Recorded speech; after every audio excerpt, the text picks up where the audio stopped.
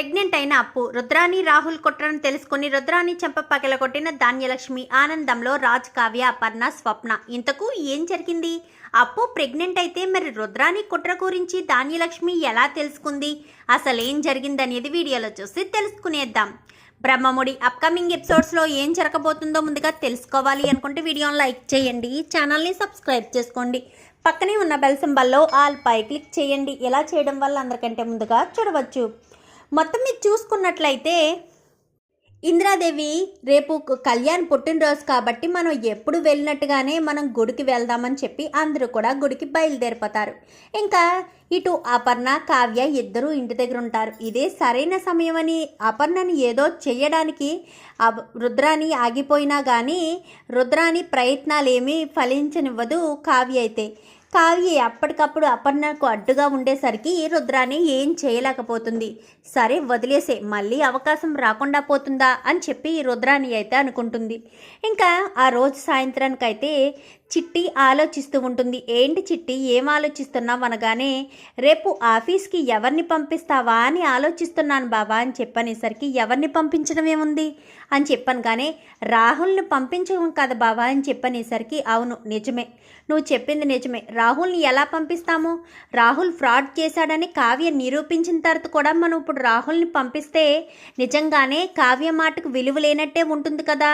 అక్కడ రాహుల్ ఖచ్చితంగా ఫ్రాడ్ చేశాడు. ఎలా వచ్చాడో, ఏ రకంగా వచ్చాడో నాకైతే డబ్బులు మేనేజ్ చేసే వచ్చుంటాడు కానీ రాహుల్ మాత్రం మళ్ళీ మనం తెలిసి కూడా మళ్ళీ కంపెనీకి పంపించడానికి వీల్లేదు.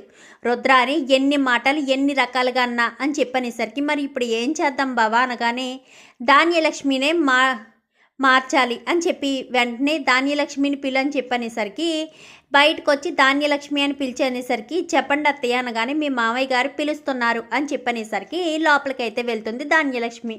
చెప్పండి మామయ్య గారు అని చెప్పాను కానీ, అసలు నువ్వేమనుకుంటున్నావు ధాన్యలక్ష్మి?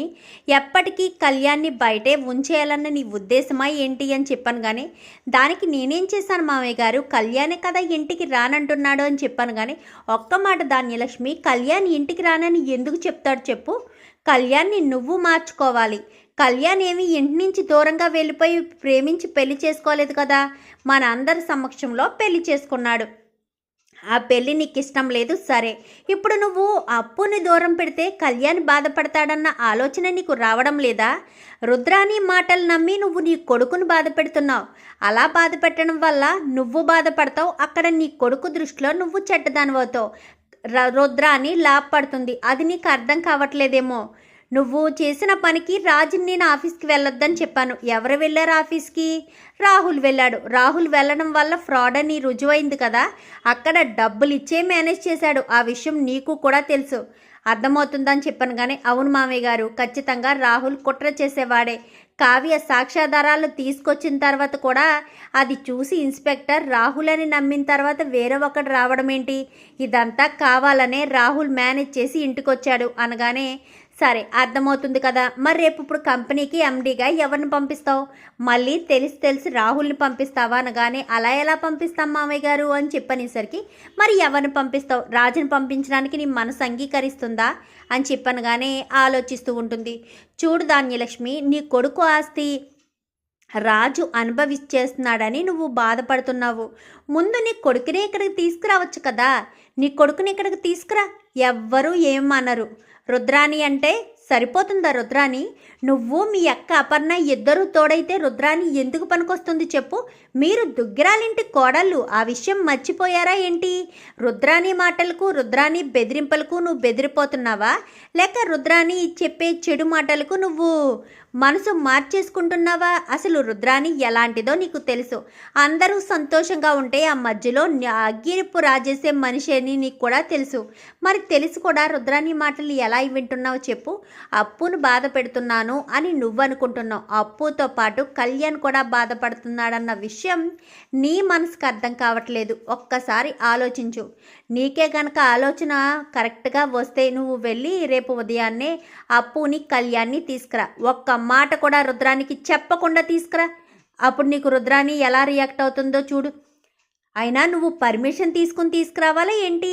అంటే రుద్రాని మాట దాటి నువ్వేమీ చేయవా అని చెప్పాను కానీ, రుద్రాని మాట దాటి నేను చేయకపోవడం ఏంటి మామయ్య గారు అని చెప్పనేసరికి, నువ్వు ఇప్పుడు రుద్రానికి చెప్పి వెళ్తే అదే అవుతుంది, వెళ్ళు, ఆలోచించుకుని రాత్రంతాను రేపు ఉదయానికి నేను నిర్ణయం చెప్పు అని చెప్పనేసరికి సరే అని ఇంకా రాత్రంతా ఆలోచిస్తూ ఉంటుంది. ఆలోచించిన తర్వాత మామయ్య గారు చెప్పింది కరెక్ట్, రుద్రానియే కదా లాభపడుతుంది. రుద్రాని కుట్రలు కుతంత్రాలు ఎన్ని చేస్తుందో తెలుసు. అలాంటిది నేను రుద్రాని మాట ఎందుకు నమ్ముతున్నాను? అప్పు మీద కోపంతోనా? అసలు అప్పు ఏం తప్పు చేసింది అప్పు మీద కోపంతో? కళ్యాణ్ని ప్రేమించే కదా పెళ్లి చేసుకుంది, ఇద్దరూ సంతోషంగా ఉంటున్నారు కదా. అనామికను పెళ్లి చేసుకుని కళ్యాణ్ ఏం బాగుపడ్డాడు? ఎప్పుడు గొడవలు ఏదో ఒకటి వస్తూనే ఉన్నాయి. కానీ అప్పు వల్ల ఎలాంటి గొడవలు రావు. రుద్రాని నోరు మూయిస్తే ఎప్పటికప్పుడు అప్పు కంట్రోల్లోనే ఉంటుంది. రుద్రానిని కోడళ్ళ జోలికి రాకుండా అక్క ఎలా కావ్యను ఒక్క మాట కూడా పడినవ్వకుండా ఉంటుందో నేను అలాగే ఉండాలి. ఉండకపోతే ఎలాగా? అదే వత్తి నా కోడలను అనడానికి అని చెప్పి ఆలోచించుకుని మరుసటి రోజు ఉదయాన్నే అక్కడికి వెళ్ళేసరికి అప్పు అయితే కళ్ళు తిరిగి పడిపోయి ఉంటుంది. పడిపోయి ఉండడంతో అప్పు అప్పు అంటూ వెళ్ళి గబగబా వెళ్ళి మొహం మీద నీళ్లు చల్లేసరికి, అత్తయ్య మీరా అని చెప్పాను కానీ ఏమైంది అప్పు, ఎందుకు కళ్ళు తిరిగి పడిపోయావు అని చెప్పనేసరికి, ఏమో అత్తయ్య ఈ మధ్య నీరసంగా ఉంటుంది అనగానే డ్రైవర్ అని చెప్పాను కానీ డ్రైవర్ వస్తాడు, వీళ్ళ ఈ ఇంటికి తాళం వేసేసే పద కార్ తీయని చెప్పనేసరికి సరే అని ఇంకా అప్పుని తీసుకుని నేరుగా హాస్పిటల్కి వెళ్ళి అక్కడికి ఫోన్ చేసి కళ్యాణ్ని రప్పించి ఇంకా అప్పు ప్రెగ్నెంట్ అన్న విషయం తెలియడంతో ఇంటికి తీసుకొస్తుంది. తీసుకురావడంతో అందరూ కూడా సంతోషకరమైన వార్త, శుభవార్త తీసుకొచ్చాను అంటూ చెప్పేసరికి ఇంకా రుద్రాని షాక్ అయిపోతుంది. ఇదేంటి, అప్పుని కళ్యాణ్ని ఇంటికి తీసుకురావడంతో పాటు అప్పు ప్రెగ్నెంట్ అయ్యిందని ఓ తెగ సంబరపడిపోతుంది ధాన్యలక్ష్మి అనుకుని ధాన్యలక్ష్మిని పక్కకు తీసుకువెళ్తుంది. ఏంటి ధాన్యలక్ష్మి, ఏం చేస్తున్నావు?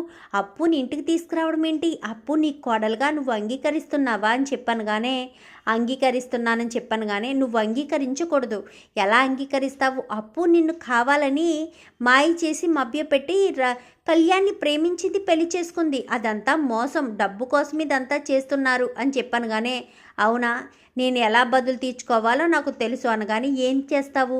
అప్పు కడుపులో ఉన్న బిడ్డను చంపేసేయి. అప్పుడు అప్పు తన కడుపులోని బిడ్డను తనే చంపేసుకుందని కళ్యాణ్ మనసును విరిచేసి కళ్యాణ్ నుంచి అప్పును దూరం చేసేయచ్చు అని చెప్పి అనేసరికి ఇంకా అప్పటి వరకు నార్మల్గా ఉన్న ధాన్యలక్ష్మి అప్పటికప్పుడు రుద్రాని మాటలు వినేసి వెళ్ళి ఆలోచించేసరికి తప్పు కదా, వాడు నా వారసుడు నేను ఎందుకు చంపాలి అని ఆలోచిస్తూ ఇది కాకుండా వేరే ప్లాన్ ఏమీ లేదా రుద్రాని అంటూ రుద్రాని గది వైపుకి వెళ్ళేసరికి ఏంటి మమ్మీ, కడుపులోని బిడ్డను కూడా చంపేమని చెప్తున్నావు అనగానే నేను చంపేమని చెప్తే మాత్రం ఆ పిచ్చిది చంపేస్తుందా ఏంటి? ఆయన పిచ్చిదే, దానికి బుర్ర లేకపోతే కానీ నేను ఏం చెప్పినా అలా చేసేస్తుంది ఏంట్రా మీ చిన్నత్తయ్య? అది మంచో చెడో అని ఒక్క నిమిషం కూడా ఆలోచించదా? అప్పును బాధపెట్టు, అప్పును మాట్లాడను అని నేను వరలక్ష్మి వ్రతంలో చెప్పాను. అసలు అలా ఎలా అంటుంది? అప్పు బాధపడితే అక్కడ కళ్యాణ్ బాధపడతాడన్న ఆలోచన కూడా లేకుండా అప్పును మాత్రమే బాధ పెడుతున్నానని ఎలా అనుకుంటుంది? ఏమో మీ ధాన్యలక్ష్మి అత్తయ్యకి అస్సలు బుర్ర లేదు, బుద్ధి లేదు. బుర్ర బుద్ధి రెండూ ఉన్నా నా మాటలు అసలు ఎవడు పట్టించుకోడు, విండ కూడా. ఇప్పుడుకిప్పుడు కడుపులోని బిడ్డను చంపేయమంటే అలాగే అంటూ వెళ్ళిపోయింది. అంటే తన ఇంటి వారసుని తనే చేతులతో చంపేసుకుంటుందా? నేను చెప్పానని ఇంకా వెనక ముందు ఆలోచించడం లేదు అని చెప్పి మాట్లాడుతూ ఉండగానే ఇంకా వెంటనే తలుపు టప్పును డోరు లోపలికి తీస్తుంది. ధాన్యలక్ష్మి నువ్వెప్పుడు వచ్చావని చెప్పాను కానీ నాకు బుర్రా బుద్ధి లేదని చెప్తున్నావు కదా, అప్పుడే వచ్చాను రుద్రాని అని చెప్పి ఇంక అడుగు వేసుకుంటూ అది కాదు ధాన్యలక్ష్మి, వాడికి ఏదో సరదాగా చెప్తున్నానంతే అని చెప్పాను కానీ అవునా, నేను సరదాగానే కొడతానంటూ లాగిపెట్టి చంప చెల్లు అనిపిస్తుంది. ధాన్యలక్ష్మి అనగానే నోరు మూసేవే, ఇన్ని రోజులు నీ మాటలు నమ్మి నేను ఏం దూరం చేసుకున్నానో, ఎవరిని దూరం చేసుకుని వాళ్ళ సంతోషాన్ని కోల్పోయానో ఇప్పుడు నాకు అర్థమవుతుంది. నువ్వేంటో, నీ బ్రతికేంటో, నీ మనస్తత్వం ఏంటో అన్నీ కూడా నాకు బాగా తెలుస్తున్నాయి అని చెప్పి ఇంకా ధాన్యలక్ష్మి అనేసరికి ఏమైంది ధాన్యం అంటూ ఇంకా ప్రకాశం అయితే వస్తాడు. ఇలాంటి కుట్రలు చేస్తుందని కుట్ర మొత్తం చెప్పేసరికి ఓహో నీకు ఎప్పటికి అర్థమైందా, ఎప్పటికీ కళ్ళు తెరుచుకున్నాయా, రుద్రాణి చేసేదే అలాంటి కుట్రలు, పెద్ద చిన్న అనే తేడా లేకుండా ఎవ్వరి ప్రాణాలైనా సునాయాసంగా తీసేయగలది రుద్రాణి మాత్రమే. ఆ విషయం నీకు ఇప్పటి వరకు అర్థం కాలేదు, ఇప్పుడు అర్థం చేసుకుని ఏం లాభంలే అంటూ ఇంకా ప్రకాశం మాట్లాడేసరికి లాభం లేకపోవడం ఏంటండి, అప్పుని కళ్యాణ్ని ఇంటికి తీసుకొచ్చాను కదా, వాళ్ళని ఇక మీదట సంతోషంగా చూసుకుంటాను. ఈ రుద్రాణి మాటల వల్ల నేను ఏం దూరం చేసుకున్నానో, ఎంత దూరం చేసుకున్నానో నాకు బాగా అర్థమవుతుంది. ఇక మీదట నేను రుద్రాణి మాటలు విన్నంటే విన్ను అని చెప్పి ఇంకా చెప్తూ ఉండేసరికి మంచి ఆలోచన చేసావు, ఎప్పటికైనా గొప్పగా ఆలోచించో అని చెప్పి ఇంకా ప్రకాశం అయితే అంటాడు. రుద్రాణి ఇంకా నీకు మూడింది, ఇంకా అక్క చెల్లెళ్ళు ఇద్దరు ఒకటయ్యారనుకో, ఇంకా నీకు అప్పుడప్పుడు తాండ్రే, ఇంకా నీకు ఎలాంటి ఇబ్బంది ఉండదు. నువ్వు ఈ ఇంట్లో నోరు మూసుకుని ఒక మూలన పడి ఉండడం తప్ప నీ స్వరపేటికకి నీ చేతికి ఎలాంటి పని లేకుండా కడుపు నిండా తిని కంటి నిండా నిద్రపోవడమే. వాళ్ళ సంసారంలోకి వీళ్ళ సంసారంలోకి తొంగి చూసే పని ఉండదు, ఎందుకంటే ఏ సంసారం లేని దానివి కదా అంటూ ఇంకా ప్రకాశం అక్కడి నుంచి వెళ్ళిపోతాడు. ఏంటి మమ్మీ ఇలా జరిగింది, మనం వేసుకున్న ప్లాన్ మొత్తం ధాన్యలక్ష్మి అత్తయ్యకి తెలిసిపోయిందనగానే అదేం పిచ్చిదిరా, తెలిస్తే మాత్రం మళ్ళీ 2-3 రోజులు ఆగి మళ్ళీ నా దగ్గరికే వస్తుంది, అది నా దగ్గరికి కాకుండా ఇంకెక్కడికి వెళ్ళలేదు అని చెప్పి ఇంకా రుద్రాణి అయితే అంటుంది. ఇంకా ధాన్యలక్ష్మి అయితే నేరుగా అప్పు దగ్గరికి వెళ్తుంది. నన్ను క్షమించమ్మా అప్పు అని చెప్పాను, కానీ మీరేం తప్పు చేశారు అత్తయ్య, మేమిద్దరం ప్రేమించి పెళ్లి చేసుకున్నాం, ఆ పెళ్లి మీకు ఇష్టం లేదు అంతే కదా, అంతకు మించి ఏం కాదు కదా, ఎప్పటికైనా మీ మనసు మారింది, మీరు మమ్మల్ని యాక్సెప్ట్ చేశారు, మాకు ఈ సంతోషానికి మించిన సంతోషం ఇంకేముంటుంది అని చెప్పి ఇంకా కళ్యాణ్ అప్పు ఇద్దరు కూడా ధాన్యలక్ష్మిని పట్టుకుంటారు. చూద్దాం మరి రాబోయే ఎపిసోడ్స్లో ఇలాగే ధాన్యలక్ష్మి పూర్తిగా మారాలని, రుద్రాణి కుట్ర బయటికి తెలిసి ధాన్యలక్ష్మి రుద్రాణిని కొట్టాలని మీరు కూడా కోరుకుంటే వీడియో నచ్చితే లైక్ చేయండి, ఈ ఛానల్ని సబ్స్క్రైబ్ చేసుకోండి, పక్కనే ఉన్న బెల్ సింబల్లో ఆల్ పై క్లిక్ చేయండి. ఇలా చేయడం వల్ల అందరికంటే ముందుగా చూడవచ్చు.